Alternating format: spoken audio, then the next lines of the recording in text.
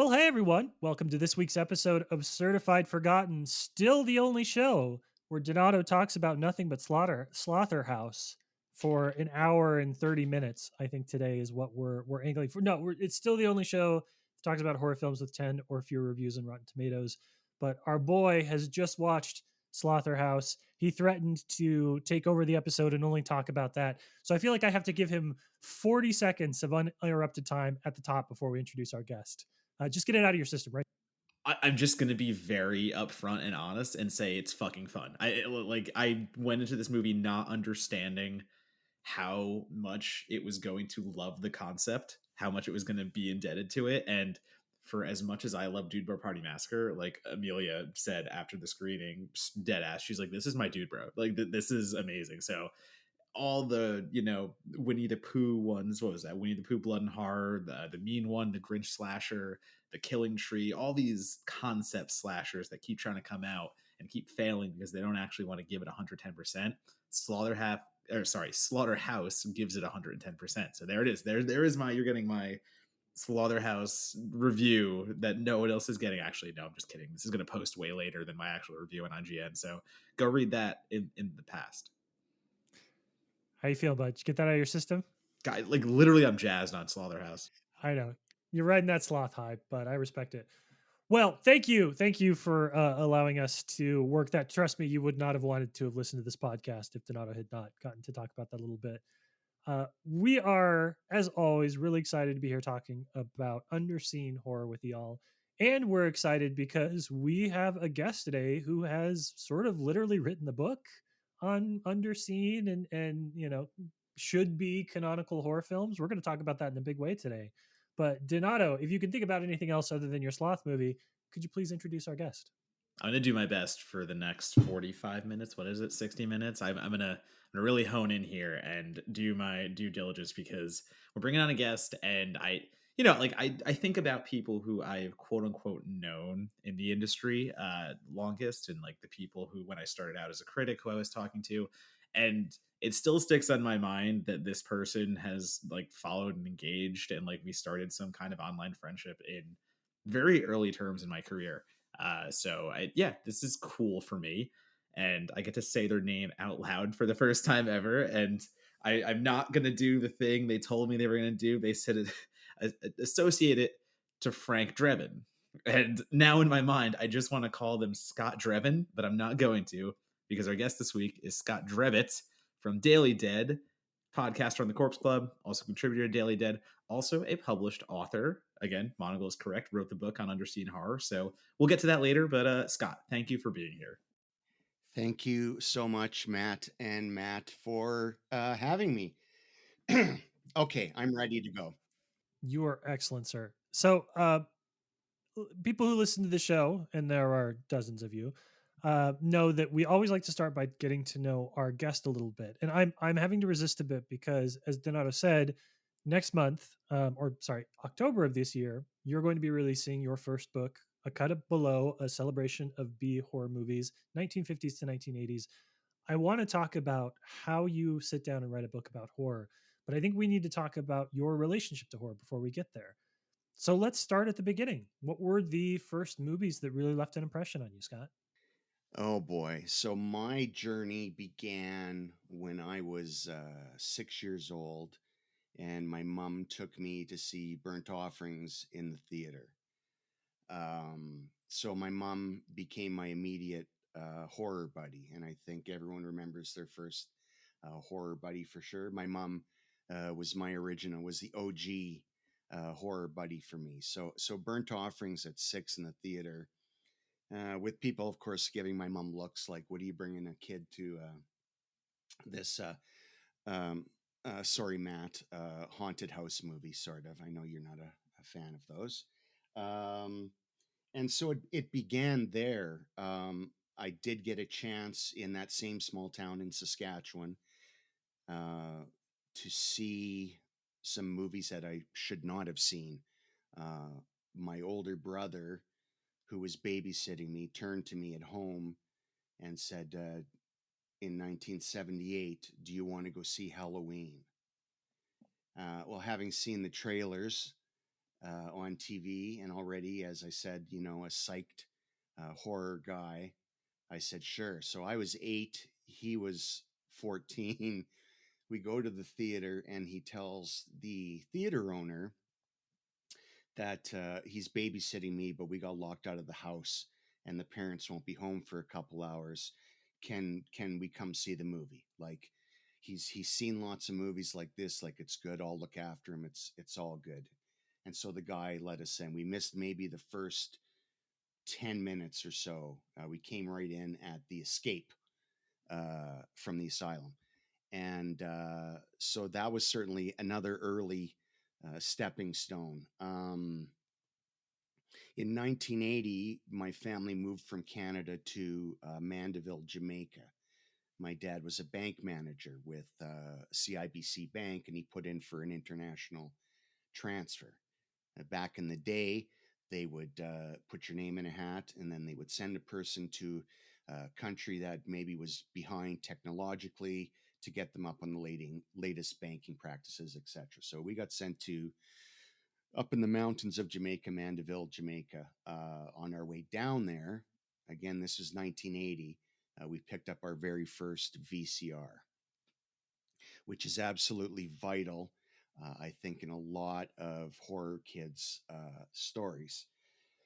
And we picked up some movies to own, and those cost, $30, $50, whatever it was, in 1980 money, right? Um, my mom picked Norma Ray to buy. That's very rewatchable. My dad picked A Clockwork Orange, and I picked Friday the 13th to own. And I think my brothers picked North Dallas 40. And so off we went to Jamaica because there was really no TV there. There's one channel, the JBC government run, came on at 4 in the afternoon and was done at 11 at night. So you watched a lot of movies. So there was one video store in town. Now, at this time in the video, in the world of VHS and Betamax and that, a lot of tapes were just starting to hit the market. So as a 10-year-old boy, uh, I was seeing the first stuff that was coming out on videotape. Halloween was put out by Charles Band's company that he started, Media Entertainment, and so you got to watch all of the Media movies, including the soft core stuff, R-rated comedy ones like Can I Do It Till I Need Glasses, Wizard Video, all of everything. And it was people like Charles Band who were the first to hit the market with movies, but movies were flooding the market at such an incredible rate that you were never running out because it was all new. Uh, Up until that point, the only chance you ever saw of what rewatching a movie was catching a rerun on the Late Show, right? So uh, to get this incredible film avalanche of knowledge and from the time I was 10, and my focus was, I mean, I watched everything else, comedy and action and all that, but my focus was horror, and certainly the market reflected that because a lot of the early videotapes that were coming out were horror. So that was really that. Seeing Burnt Offerings at 6, Halloween at 8, um, and then that environment of total video submersion from then on uh, is where I went. Can I ask you immediately a really tough question Yeah, about horror stuff? Because I'm listening to your story and I'm thinking my mind went to a weird place, and I was immediately thinking about a lot of what you see on social media about how this current generation of horror fans learns by making, right? You have people that are making short films on TikTok, or the what amounts to short films on TikTok, and their education, how they're understanding concepts of like production design and the use of light and the use of color. Shout out to Donato, who just wrote a really good piece on the use of red in horror. they're kind of like, it's a more tactile experience. They're learning by doing.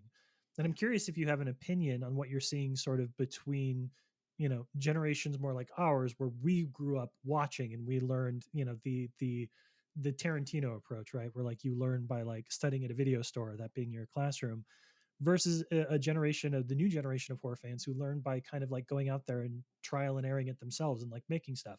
Do you think that's changed how we approach horror, how we think about horror, and what's actually getting made? I think so, probably because the delivery system has become so much more immediate now. With you can make a whole movie on your phone and have it critically acclaimed. So I think the ability to uh, present your art uh, is much more immediate than it used to be, say when we were coming up, where you'd have an 8 millimeter or something and a super 8, and then you spend $100 on film, and then you spend another 100 to get it developed, and hope you have something. Then you got to loop it, and it's like, Hmm. but now it's, they can vision, plan it, and do it immediately, and have it presented, which I think is the important part. So immediately. But I think the danger in that too, though, is when it becomes, before the delivery system for our generation coming up was strictly TV films. That's it. Now there's so many other avenues that I think can sometimes, I guess, dilute what these people are trying to accomplish. New artists coming up, without I Hmm. think you had to. I think in the and this doesn't want to sound like cranky old man, but I think in the older days you just had to come. You were coming at it from a different angle. You had to, raise money, and there was so much more to do before you could even press play on your camera. So I think it's great that there can be an immediate reaction to art, and I think there's so many talented young directors out there that didn't, thankfully, you know, didn't grow up on TV commercials. They Yeah. don't have, they're not filmed that way. They're not stylized that way. Not, I mean, listen, Ridley Scott and Tony Scott, obviously and David Fincher, these guys all started in advertising and commercials and whatnot. And that's one thing. But I think these new artists today, they don't have that TV, that Nike sheen um, to it. There's some grit and grime there, which is always good to see. The only thing I look for in a new filmmaker is, I don't care how derivative, pardon me, it is, but if it's done with a lot of heart and a sincerity, if it's not some bullshit cynical movie. And we've seen, how many movies have we seen of horror that are just cynical cash-ins, right? If a horror artist comes out, and yeah, maybe it's not the most original thing, but it's done with a lot of energy and style and empathy and sincerity, I'm on board with that filmmaker. Like, no matter like how rough or how unfinished it may seem, you talent shows, you know no matter what. So I think we're in good hands with this generation. Like you said, with us, it was watching and maybe trying to emulate our idols, and then branching off into our own thing. And now these folks, like you said, are maybe not so much bowing down to the visual masters or whatnot of before, and are doing their own thing. Now their own thing is going to end up obviously looking like only so many people, because that there's only so many ways to look on a screen. But Hmm. I think we're in good hands with this next generation of filmmakers. I'm worried about the next one after that, with the TikTok filmmakers. That could be creepy. Yeah, I mean the entry point to, like, as you've both said at this juncture, like the entry point to making things is much different now, and it's become easier in the way that film criticism has become easier to break into, because all you need is like a social media account or a blog. The same thing has happened now where all you need is a smartphone or something of that nature. So it's just by virtue that through that, we're going to get amazing examples of how a smartphone can film something like Host that ends up, defining horror during the quarantine for so many people. And at the same time, the cynical, like I'm glad you mentioned that, because I think the difference between the people who stand out in an easier environment, quote unquote. Again, I'm saying easier, not to say it's easy to make these films, but easier in the sense to get them out there and get them noticed. You get the cynical where they look at something and go, cool, found footage is all the rage. I can just do that in my backyard with a handheld phone and stuff like that. Like, I can easily do that. And those are the ones you can pick out so quick. Like, how many found footage movies have I seen in the past year alone that are like the quickie cash grab, the quickie, not even cash grab, the quickie, hey, found footage doesn't need to be anything but shaky cam, blah, blah, blah. Like, no, it does. It needs to be so much more than that. And that's where you get the next generation of filmmaker who understand what it takes behind the shaky cam, behind the tropes, behind all these things. And that is really what excites me too. It's like you see one of these little low budget things, or even something like a dead stream that just comes out of nowhere and understands that it's quote unquote easy to make a found footage movie, but goddamn, there is so much passion, so much everything behind Deadstream. So it's nice to have that. If everything was as fun as Deadstream, my God, what a perfect Mhm. world it would be. I just love that movie. Absolutely adore it. It's just fascinating to me to think that previous generations, our generations, would, if we wanted to learn more about horror, we would go to the video store and watch whatever we could. And I think there's an argument to be made that newer generations, if they want to learn more about horror, they're going to go out and shoot a 30-second horror film, and that it's just it's the reader versus writer, the filmmaker versus film watcher kind of approach. And I think that ties in. I'm going to use that as a pivot point to start talking about your book, because what you wrote, what's coming out later this year, also I think sits at that interesting intersection between like accessibility, both accessibility of production as well as accessibility to audiences. Right, you're talking about B horror movies, which are notoriously the things that were easier to get made, the cheaper things, but also for a lot of folks, kind of an early access to movies. They'd see these B horror movies in theaters as part of a double feature, or it was something that they would be able to see at their local drive-in. So skip ahead and to the point where you're all this knowledge about horror that you kind of accumulated. When did that start to take the shape of a book in your mind? Well, let's see. About 2012, I because I hadn't done any writing at all. So in 2012, I thought I'm going to be a children's author. I'm going to be a children's author. I may have some grandkids someday. Of course, now I have two, but at that time I didn't have yet. But I thought, yeah, I'll be a child, trying to be a child's author. So I enrolled in the Institute of Children's Writing. Is that what it's? Yeah, I think that's what it's called.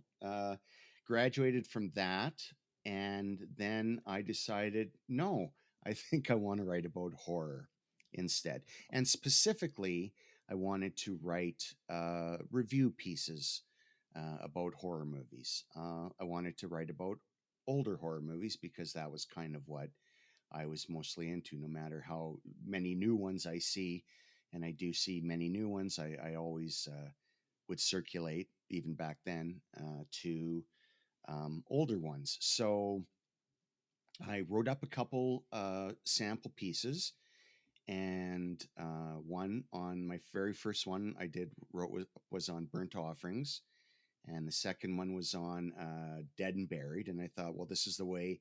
If I ever get because I was already envisioning it. If I get a column out of this, I'll start with Burnt Offerings because that was the first. That was ground zero, which is what I say in the review. This was ground zero for me, and I'll go from there. So I did up did up these two samples, and I shopped them around to everyone, everyone that you can possibly think of, all the ones that we know and love in print and online.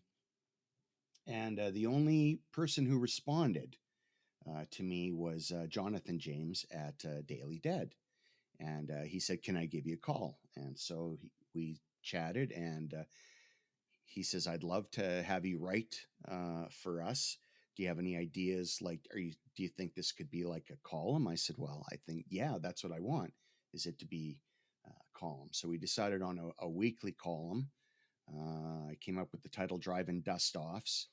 And so I had a weekly column starting in 2015, April of 2015, at Daily Dead, where every week I would look at a movie from the 50s to the 80s, and just how it fit into that portion of society, and how it played with audiences, and just what I thought of it. Just, very conversational has kind of always been my approach, and not terribly academic, which is kind of surprising with where I've ended up at a publishing house. But Mhm. um, it's yeah. So 2015 is when I started with Daily Dead. So about 8 years now, I've been writing these kinds of things. As far as the book goes, that was honestly, if I'm being completely honest and selfish, right from the start, I wanted to make a book. Eventually, I wanted to write a bunch of pieces, and then I wanted to put them into a book. As simple-minded and naive as that sounds, that was my ultimate goal for the book. So, yeah, but for 8 years now, I've been with Daily writing for Daily Dead, and I have so far, I think, over 330 of the drive-in dust-offs on there, as well as I did a TV one called "It Came from the Tube," which was a lot harder to mine because the grounds are not as fertile. Yeah. There's a lot less to talk about there, so that one died easy. But yeah, like pretty much right from the start of writing these kinds of reviews, I wanted to do a review book because those were my favorite growing up. I grew up reading, the Roger Ebert books, the Leonard Maltin books, obviously Siskel and Ebert on TV. Um, and I've always navigated towards review books of all kinds. Chaz Balloon's books, just so many of music and movies. Like if something has a star beside it and words, I'm gonna read it. To I'm drawn to that written word of someone's opinion. I love reading someone's opinion about a film or a piece of art that I'm familiar with. And my purpose with the column was to give readers something that I was familiar with that maybe they weren't, um, and present it to them just like I was telling them about me seeing a movie. But I wouldn't give away any spoilers, even if the movie was like 50 years old. I still wouldn't give any plot twists away or Mm. anything like that. So it wasn't a thing where I could describe the the machinery of the plot and everything that happened. I would kind of leave that to this viewer, this supposed viewer who hadn't seen this movie before. That was my goal anyway. Yeah. And I know that your book deals a lot with sort of the historic. I can never say this word. I want to say historicity. I think that's right. The historical context of these films in which they were released. So, can you talk a little bit about the process of going back and sort of examining a relationship between a movie and like the pop culture and the era and the audiences and the industry that it was released in? Because I think one of the things that movie fans of all stripes sometimes do is assume that whatever our opinion of a film is today, so it's one of two things, right? Like that movie was either, everybody hated it, now everybody loves it, or everybody always loved it. Yeah. But in my writing and your writing and Donato's writing, we've all found that history, culture, and their relationships to films is a very ever evolving and very fascinating dynamic that changes a lot year over year, decade over decade. So, can you talk a little bit about that process of gathering these into sort of historical themes and what that taught you about movies that surprised you or that you thought would be educational? Uh, the ones that came the previous decades, I think, were the most interesting for me to delve into. The 50s, the Mm, 60s. Like I said, I wasn't born till 1970. So, uh, dealing with the atomic age was fascinating. So what I did with each uh, category that I have, or festival that I have in the book, is I have 12 festivals, and I've put them into subcategories of 5 films apiece.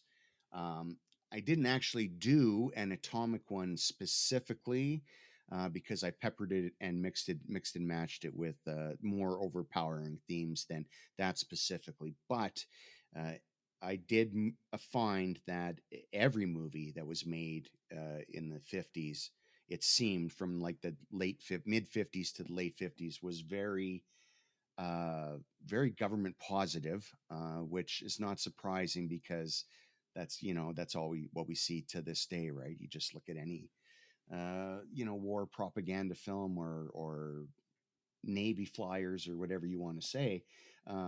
Government and whatnot has always been, and the military has always been, and is always portrayed in a very heroic light um, in these films. So I guess one of the things that was surprising about that was that the more things change, the more they stay the same, because you see Mm, a lot of the same, yes, themes in film, but more importantly, themes in life, like the same bureaucratic bullshit that was going on in the 50s, of not letting the um, the people aware of what's happening.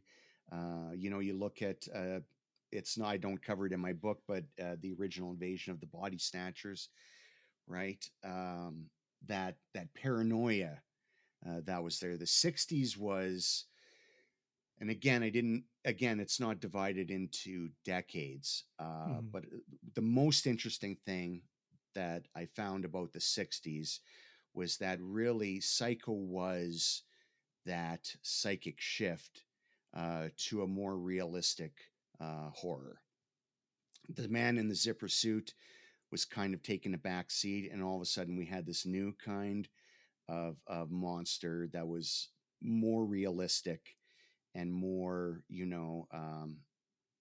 I don't want to say down to earth because there's really nothing down to earth about Norman Bates, but a real change in the kinds of films when Psycho came out. We started to see a more realistic killer, and we started to see those zippered monsters kind of fade into the background. I mean, Michael Powell, Albert Hitchcock does it with his TV crew, and it's a commercial hit. Michael Powell makes Peeping Tom the same year, and has his career destroyed pretty much. So it's audiences will let what is yum and what is yuck, right? Because it's very fickle. But yeah, I found Psycho and Peeping Tom beside it was a real psychic change for horror in terms of what we saw. Robert Bloch, the writer, was all over that decade, like nobody's business, right? He even did wrote a few Amicus anthologies, but Psycho and Straight Jacket with Joan Crawford, which is in the book. Just these really terrific. They're slashers essentially with a very slack moral center. That morality of the 50s was kind of gone too and washed away a little bit by Psycho. I found as well. The Bad Seed, the original with Maureen McCormack. Um, that was a total morality tale about making sure that kids can be evil too, and then make sure that evil gets punished. Now in the stage play, I do believe the girl gets drowned or shot.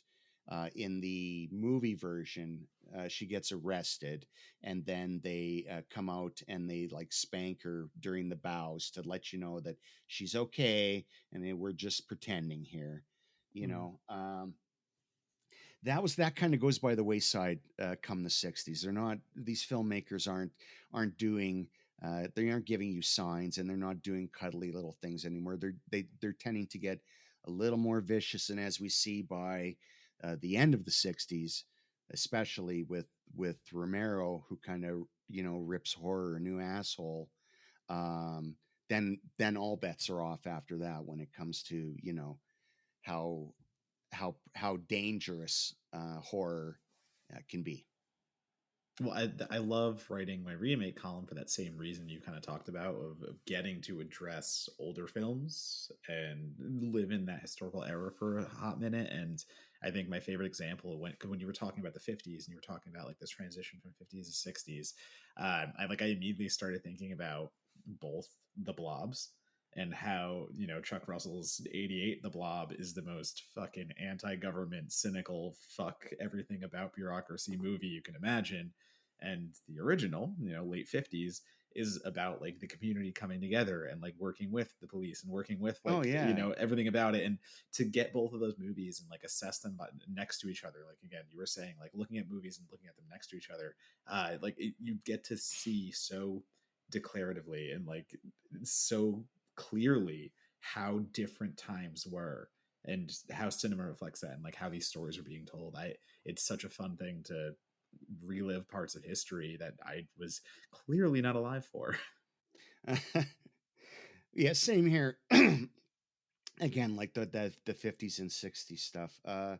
When you're a kid and you see, it's funny when you're a kid and you see, I can remember going to Saturday matinees as a kid, and they would show like old Martin and Lewis movies or Three Stooges. And when you see, as a kid, when you see something in black and white and you see everyone talking all prim and proper on the screen and all that, you naturally think that that reflects how life was. You don't, when you're a kid, you don't hear Fatty Arbuckle stories, right? So you're not aware of this stuff as a kid, and you think what's being portrayed on the screen, how they are from the old timiness in black and white, is is the is the times itself, but it's not. It's the culture, and it's the way society wanted to present itself at the time, right? And so it's fun, like you said, to see as well. Is there anything behind that?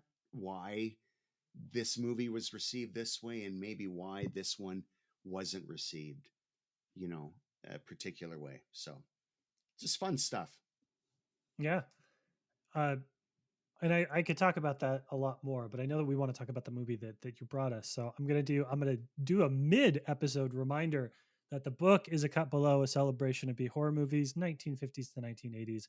It is going to be out on Halloween of 2023, so just around the corner, hopefully. At least according to Yes. Amazon. I don't know if that date is going to shift. Who knows? That date it's been Amazon bingo with the date. It moved it all the way up to the end of November, and then they've dialed it back to October 31st. But I guarantee everyone it is on McFarlane's fall. It's in McFarlane's fall catalog, so it will be out this fall. I'm assuming definitely in time for Halloween. And until then, you'll be able to connect with Scott online. We'll give you his contact information at the end of the episode, and you can kind of follow along as he starts to tease what's in the book. Joe Dante approved book, by the way. I don't want to forget that. We're going to take a quick break. And when we come back, we're going to talk about today's movie, From a Whisper to a Scream.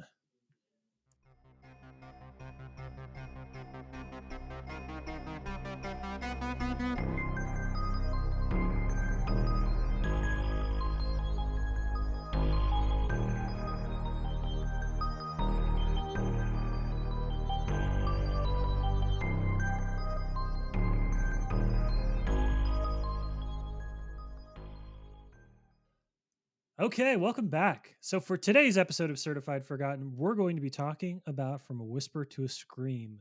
This is a 1987 American horror anthology directed by Jeff Burr, who has directed movies like The Third, Texas Chainsaw, The Middle, Puppet Masters, The Second, Pumpkinhead, a major franchise director, just maybe not the ones that people spend all their time talking about online.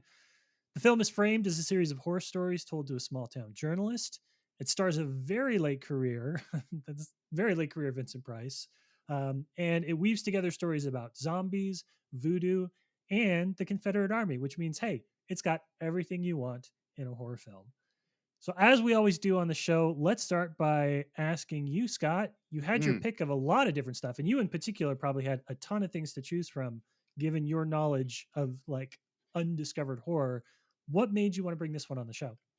Well, again, I like to be truthful, and again, for selfish reasons, I wrote about it in the book. Hey, So I thought maybe that'll be a nice opportunity to speak about the book. But it is a movie. The reason it's in the book is because it's one that just I don't think has been talked about enough as far as anthologies go, especially in the decade it came out in, the '80s. After Creep Show was not, I wouldn't say a terribly productive era for um, these kinds of films. Universal had Nightmares the following year. We got Creep Show 2. After Midnight was another one, but there wasn't a ton. And this one I can remember seeing on video under its second title, which was The Offspring. The original title in Canada, but everywhere else, their original title was From a Whisper to a Scream. And then it was, when it was re released or changed to The Offspring, which is what a lot of people know it as. So it was on you home know the video. thing about those two titles, you got to keep them separated. Continue, please. Oh, that's beautiful. Why would you give him the finger? That was good. That's a I thought great that dad was joke. I was okay. I'm happy Yeah, with myself. I Please, like it. Scott, I continue. like it. Yeah, so I saw it on, of course, home video in '87 or probably early '88 is when it came out on the home video, and it's a anthology film that uh, is mean as opposed to the old Amicus classics that Matt and I are so fond of. It's mean spirited, whereas those are campy. This one is there's four stories plus the wraparound, but yeah, it's a very gritty. Um, it's just mean spirited with some very lively effects work and some good performances and a couple of not so good performances, but mostly good performances. Great gore, a lot of energy, and this is the thing. My favorite thing about an anthology like this and the Amicus Creep Show, which Creep Show is that's my all time favorite, is being fashioned after the old EC comics. So, shitty person does shitty thing, shitty person gets comeuppance. This to me is should be the basis for every single horror story because I just love that format. Now, all of those Amicus films followed that pattern. Certainly, Creepshow paid direct tribute, even visually as well, to the EC comics. This one does the same. It uses that same morality, but again, it just doesn't have the campiness. But the morality is there. This movie has four tales, and three of the four, I think, the people deserve to get their comeuppance. There's one, and we can talk about it, that I don't think they deserved what they got. The rest, uh, uh, Mr. Monagle, when you do see this film, if you do watch it, there's a lot of really terrible people in this movie doing terrible, taboo things. Not, I wouldn't say aggressively, but they're there, and it's made to make you squirm. And maybe that's where the humor comes in. It's really dark humor because there's some twists in each episode that I find funny. Then I'm sure you find funny as well, Matt. But they're really dark because it's not, it doesn't have Terry Thomas and it doesn't have Joan Collins and it doesn't have Patrick McGee or Tom Baker or all these greats that were in all these old ones. But it has a slew, I think, of great veteran performers: Cameron Mitchell, Terry Kaiser, Rosalind Cash is great. Overall, the Clue. performances are great. Clue. Yeah, yeah. Overall, the performances are good. I think the script is good again, except for one segment, which I think is weak.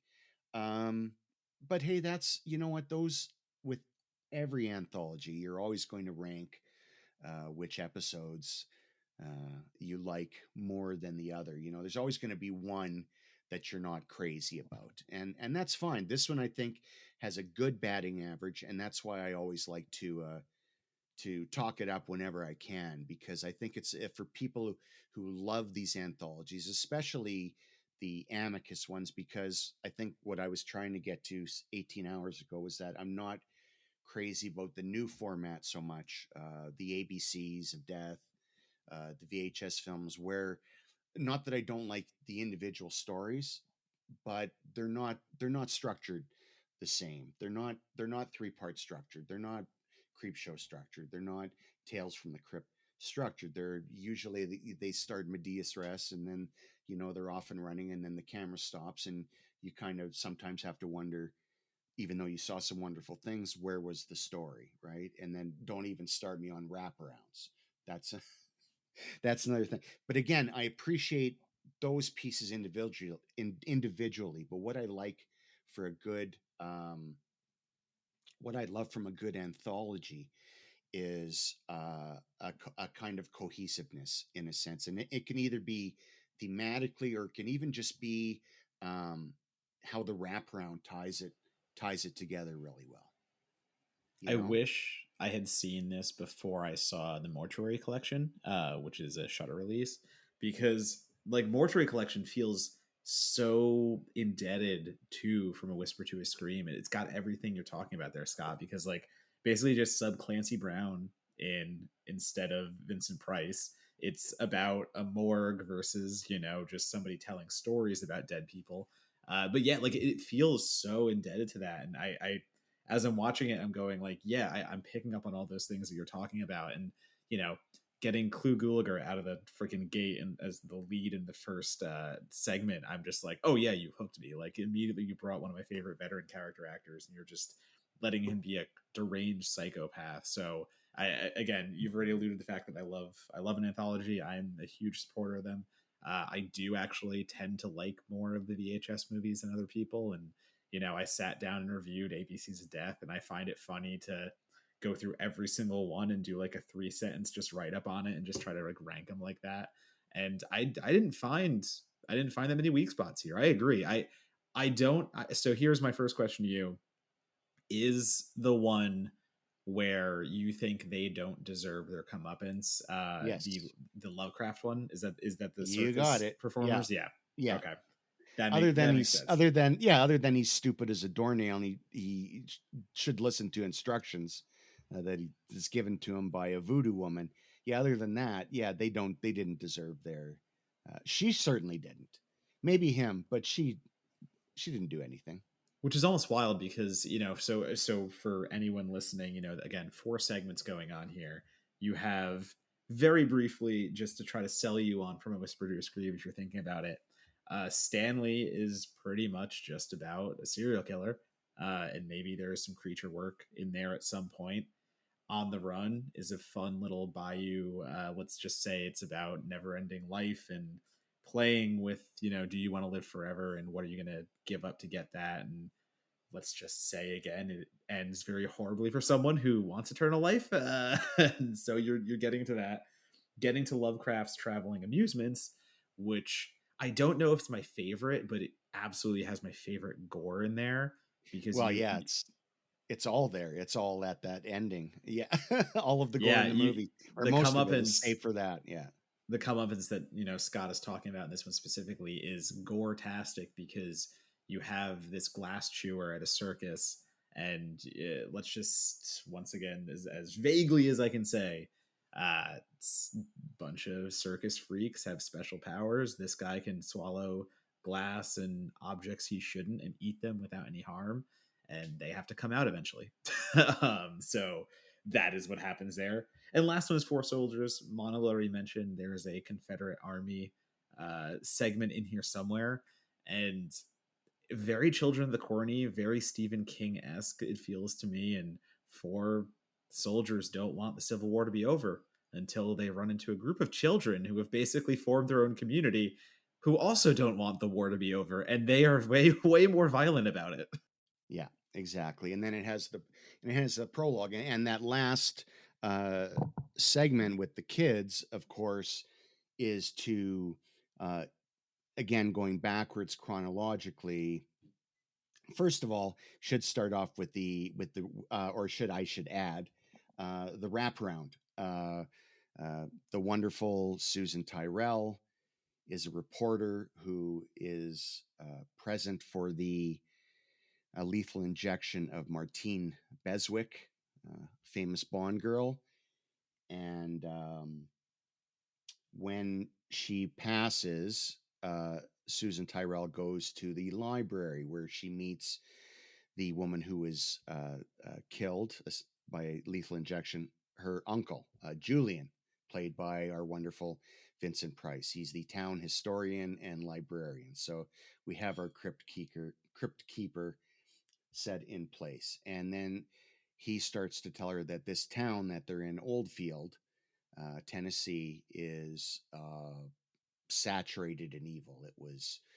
Uh, uh, it was born evil. It was raised evil. It would inspire Halloween Ends as a evil town.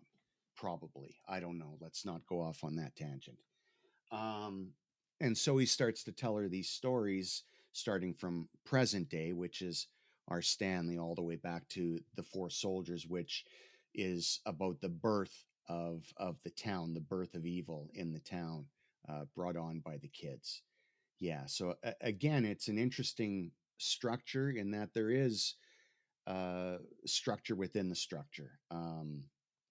Right, and it's not something you see, and again, that's not, and I'm not comparing it to the VHS films. Like I said, I like the segments of those, but I love the way that this one adheres to that Amicus tradition.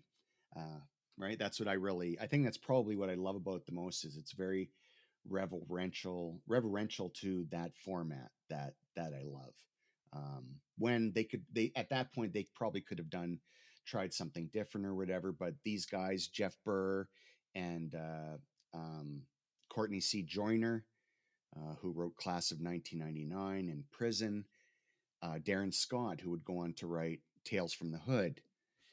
Right, it's a good script. Again, the only segment that I'm not crazy about is Lovecraft's traveling sideshow. Uh, I just don't think the story is that strong. I don't think the two lead performances, Glass Boy and Pincushion Girl, are really very good at all. I think Rosalind Cash carries pretty much everything as the Voodoo Woman in that segment. But I will agree with you. It's saved. Again, I don't hate it, because when you get to the last 3 minutes of this episode, you just put on your sloshers and and wait for it, because yeah, there's blood is spraying the walls See, everywhere in that. I'm gonna I was gonna ask, number one, which do you think is the weakest? Because you mentioned there's one that doesn't stand up. So now that I have your answer, I will admit I think my least favorite of the bunch, and I will agree with you and say that the quality and the ratio here is very positive. Like, I Yeah. was very shocked at how much I did enjoy like the 80s schlock of it all, but also very moral tales that have blatant themes and have blatant stances on them. But I think the one for me that struggles the most is On the Run. Again, about the timelessness, and basically a criminal encounters somebody in the swamp who saves their lives, and they realize, oh wow, you live forever. Like, you were a slave at one point, and we're now 200 years later. Blah blah blah. But for some reason, that one feels like it drags a little bit, and that one feels like getting to its ultimate conclusion, which again is horrifying. Like, just the way that we get there and we just see somebody wrapped in bandages and in a hospital bed, and just, hey, you fucked with the wrong mystic here. Yeah, it just, it has a pace that the others don't keep up, where I think I agree with you, Lovecraft isn't the best acted of them all, but the way that it kind of has that forbidden romance going through it, and the way that it actually gets to that final point, and holy crap, when Yeah. the gore starts flowing, for me, like I think it tells more of my tastes. Like that's for me, I'm gonna remember that more than I'm actually gonna remember on the Absolutely. run. Sure, sure. No, I get that. I think On the Run has too many voodoo practicing scenes than it needs. If those were trimmed, it could be my favorite just because Terry Kaiser plays such a horrendous shit in this episode. He's a delight. He's a delight to watch, and so is Clue in Stanley, with his slicked blonde hair and Coke bottle glasses, and the wife beater, the shit stained wife beater. He's just, oh, Mr. Monagle. He does horrible things. I Horrible, He does horrible. horrible things. He, Just I get terrible. vibes of like the family from the Sawyer family. Like that gives me Papa vibes for some reason. He looks exactly like And Leatherface's daddy in yet, a way. I don't And yet, believe that any of the Sawyers would do what he did. yeah, I don't it know. I don't know. oh, so Depends here's the which thing that version. gets me. Yeah, well, that's fair. But here's the thing that gets me too. Little Deaths, I think we covered with Matt Barone, and that again was another bleak as hell anthology. Way more modern, way more contemporary. So its bleakness is a little different and a little more sadistic in a way. Where I do think From a Whisper to a Scream is a little more quote unquote fun. But like that, I kept thinking about that too as I'm watching this. Going, you can tell these very moral forward tales that we've seen over and over again, and there's always a lesson to be learned at the end of it. And I feel like horror movies that used to have again those lessons to be learned, the way in the 80s, the way of the early 90s, it just is way more watchable to me. Like I the way they handle it is just way more, I don't know. They have more to say versus something like Little Deaths, or again whatever that movie was. That it just is, here's bleakness for bleakness' fucking sake, and Yeah. we're just gonna Yeah. make you feel bad, and then go to the next segment, and it's kind of like, wait, but do we get the scene where I actually get some vengeance here and I actually feel better about myself, or am I just gonna human centipede my way through this whole thing and just feel like shit? Well, let me ask you guys a question, because you're talking about sort of like the Scott, you talked earlier about sort of the approach or the structure of an anthology film, if it adheres to sort of like classic horror comic books versus sort of the new generation of VHS movies. And I'm curious about the intent, right, behind the notion of when you're writing or shooting a short for an anthology film like this versus other things. Can the two of you, as people that watch these movies, review these movies, think about it, does there feel a difference when it's somebody basing like, oh, I have a good idea that's 5 minutes, right? So like, and I know it's going to fit into this thing, so I'm gonna kind of like, I'm not saying it's a reel, right, like it's a showcase piece for me to get a feature made, but I'm kind of playing with that notion versus something that is intended to be a handful of different pieces, because we've all seen anthology films where they feel like, every story, Trick or Treat, a great example, every story in Trick or Treat is sort of like designed to exist in this Trick or Treat world. Whereas there are other films where it's sort of like filmmaker producers went out and grabbed a whole bunch of different talents, gave them kind of a broad edict. They interpreted their own way. So it's definitely it's more of like a like best of the 80s rock selection that it is like one band's album kind of a thing. So I'm curious, how do you feel about that with regards to this film and other anthologies? Can you feel the difference when everybody's sort of working, when it's one album per se versus like a collection of hits that a bunch of filmmakers have come? Sure. Well, again, we touched on this subject, I think, when we were talking about this generation and how they can just, you know, prep, um, shoot, right? The ABCs, right? We're all short films. Some commissioned, some were chosen by submission. Um, you know, but I think the problem that I have, uh, I think the intent is two different things. I think the latter, the ABCs, like you said, is a sizzle reel. It's a showcase for a talent. I don't think you can tell much of a story in 5 minutes that isn't just going to be something shocking to get your point across. Um, Whereas, if they were making Tales from the Crypt, the film, they have one screenwriter who does writes each segment, and it's one director, and everything. It has that consistency, that of not only a look and feel, but of themes as well. Right? There's no sense. I don't get any sense of theme with when I'm watching an ABC. ABCs of death, which, and again, it's not that their intent, so they're not doing anything wrong. I'm just not vibing particularly with. I would just, if I have my preference, give me that wraparound and give me four or five stories, and I'm good.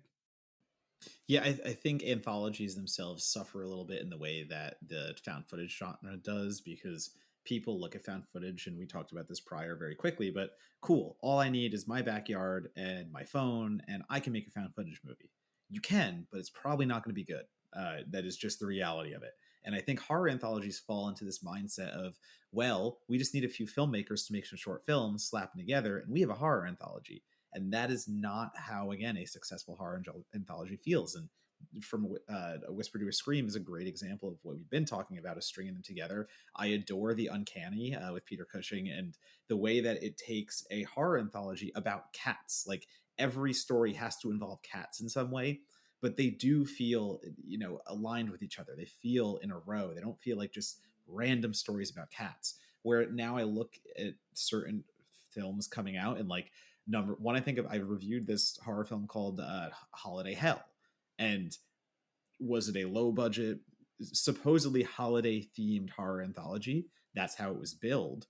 But what it was is basically some shorts were lying around that a producer slapped together. Like, there were two Christmas ones, so they doubled up on Christmas. Then there's another one that's not even about a holiday, and it looks like they added one scene to make it look like it takes place on New Year's Eve. So you can clearly see that someone's trying just to do a cash grab and make that work. Another one that comes to mind is like Deathcember. If you do not have any control over your anthology and have any idea of how an anthology should still have momentum despite the fact that it is different stories, you get December, because what you get is a bunch of filmmakers that use different budgets, different time constraints, different everything. There's nothing ABCs of death about it where you have all of 5 minutes and $5,000. Like, this is very much, hey, I have this cool idea of a horror anthology based around an advent calendar, but that's all I have. Go crazy. Like, you have to be in control of your horror anthology. And I think that's what the Amicus stuff, and that is what all of these older school horror anthologies actually understood. One that actually gets it better, I think, is the Theater Bazaar, which feels like more Amicus, which feels like more that.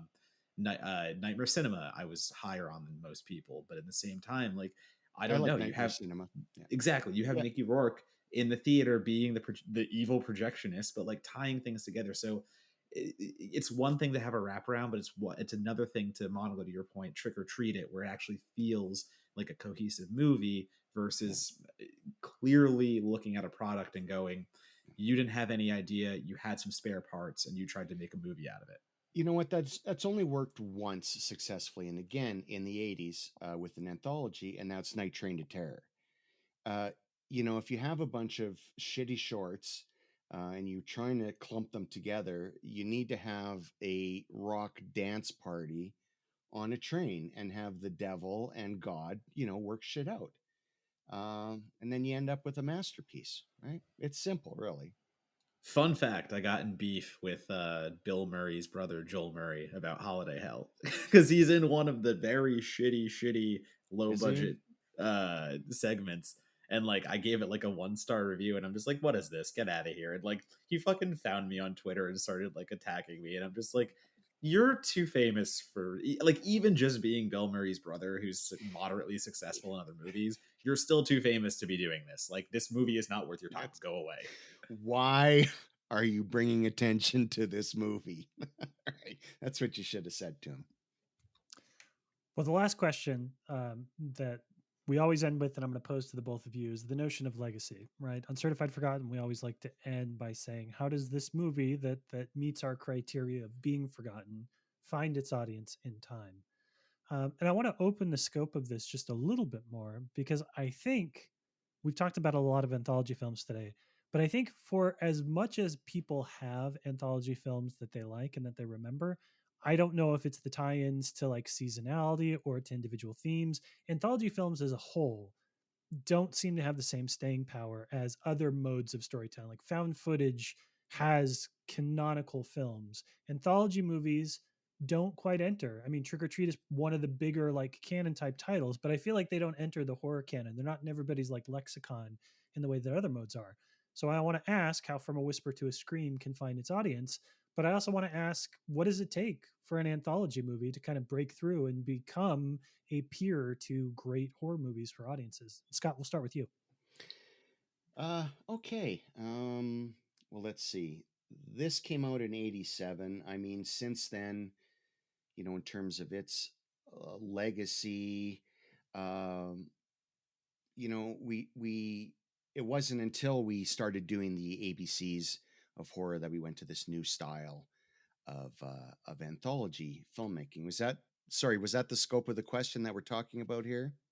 I got Yeah, I got I just want to know. I want to know how this movie becomes successful in the way that we think that it deserves to be, but yeah. also just feeling what does it take for a anthology film to endure. I mean, we talked about the creep shows. Sure, Like sure. those are locked, but for stuff that came after, I just feel like there are a lot of anthology movies that blip, but then they don't stay. It's harder for them, I think, to stick because they're built up of individual stories, and people will remember individual stories rather than the whole if they don't remember enough good about the film. So it's like a percentage thing, I mean, I don't have any kind of pure metrics, but I think when a film, if you have four segments and three are good, then I think you're really successful. Same, 4 out of 5. Creep Show, six for six as far as I'm concerned. But you know, uh, if there isn't a high enough percentage, I think of good stories that you can relate to, that you think are good enough stories, then um, that title necessarily won't stick for you, but the individual piece might. I think what's great about From a Whisper to a Scream is that Scream Factory released it with a whole bunch of goodies of extras. Uh, so that's, of course, helped it tremendously,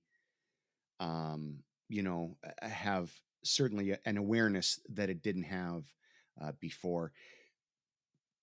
I don't know if it's too old fashioned for the new generation of anthology lovers. Are the new generation of anthology lovers fans of not only the ABCs and VHSs, but of the older Amicus design? Because I think, if we're the last ones talking about Amicus, well, then those movies kind of head by the wayside with us, right? And we're all just talking about VHS 95, which is fine. I like VHS 95.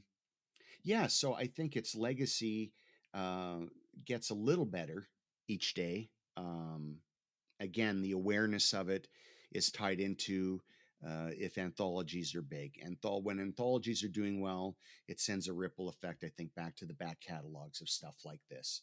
Um, and people like Matt who do up articles on it. I like I said, I have a piece in the book because I want people to know about this movie. I think it deserves a second life, especially with anthology lovers, because I think if you're a fan of the concept of anthologies, this makes me sound like a hypocrite. Then you should be able to like both. Obviously, I have a preference.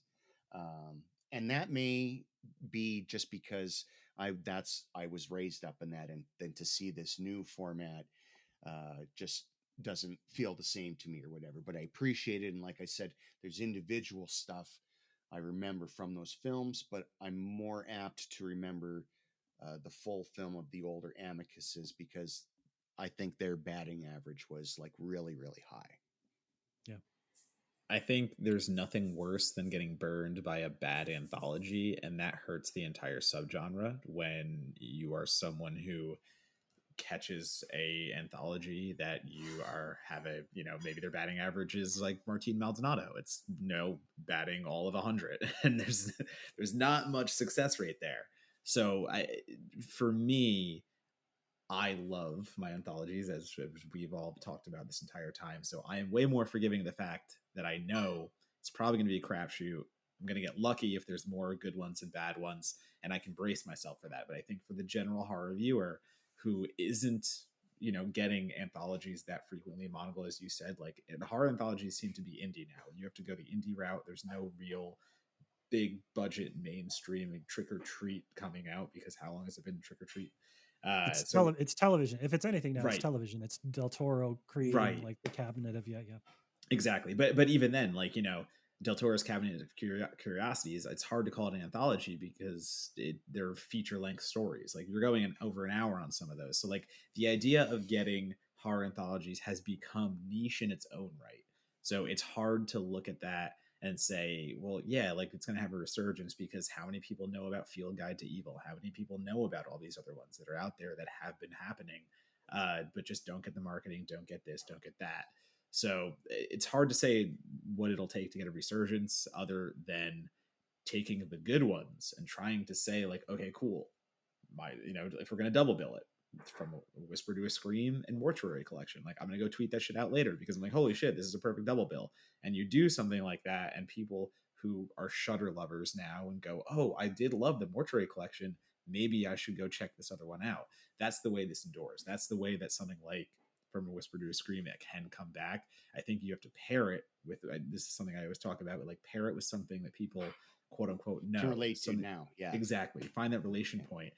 But again, for some reason, this just feels incredibly Stephen King to me in a way. So I think you can also, the King Renaissance, he has nothing to do with this movie, but I don't know if you can kind of spin that angle and say, wow, this feels like something that learned from King, or, like feels very King in that aspect. So I just little tricks and treats here and there to kind of get those viewers enticed and say the right thing. And, if we've learned anything from the internet, it's that if you have the right hook, it's all the world. So Yeah.